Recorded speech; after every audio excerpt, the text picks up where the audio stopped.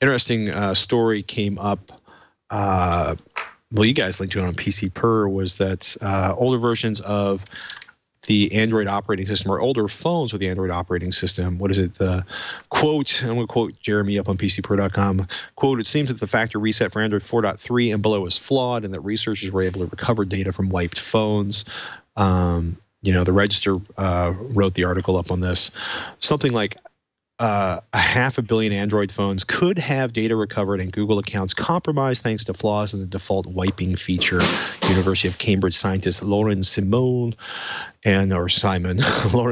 and Ross Anderson have claimed. Google did not respond to the Register when they asked them about it. That's a pretty, given, on one hand, a lot of people aren't recycling their phones or selling their phones because, you don't make any money off them. Although I was fascinated to find out there's a cell phone recycling kiosk that's showing up. They have a couple thousand locations around the United States. And I laugh because like an iPhone 4S, they'll give you like, $20 for it, maybe $5 for it. And, other phones, you'll get literally like $5 for it.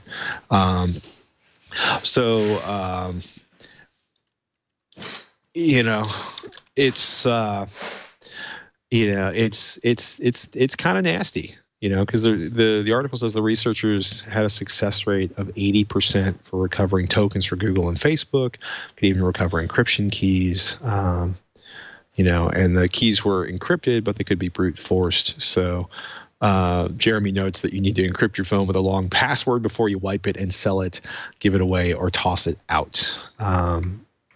So, that's, given how creative the thievery community has gotten about stealing things that they find more useful than credit card numbers. This is a little ugly, I think. On the flip side, you may not care that somebody might be able to get your,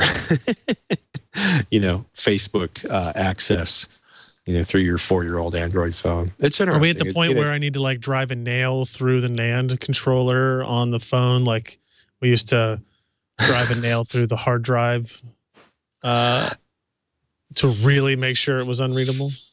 Well, it's a long password's a good idea. It depends on how paranoid you are. I mean, you can, it's not recommended that you smash a phone into small pieces before you recycle it, but that's certainly an option.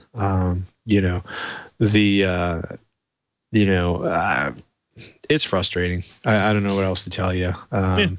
It's also, it reminds you of like one of the other announcements at Google I/O was that they launched what they call the Cloud Test Lab, which you upload your APK, essentially your files for an application, and Google will automatically test against the top 20 Android devices, which may not sound like a big deal unless you've done development on Android and you've had to deal with the fact that there are 42,000 flavors.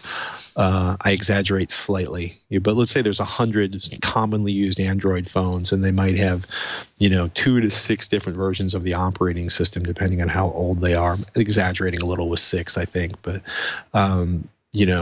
because the upgrades are coupled, or because the carriers control the upgrades, you've heard me fuss about this before, because the carriers control the upgrades. You can have a severe problem with your phone that's been fixed but not be able to upgrade it.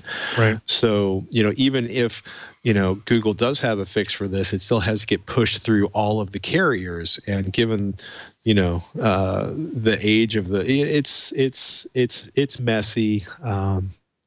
It's one more thing about this is a good, this is a good time to remember to secure things and change passwords and be careful how you manage things. And if you are seriously paranoid, sure, smash your phone or drill a hole through your phone, but make sure you dispose of the remains in a place that does electronics recycling. It's interesting.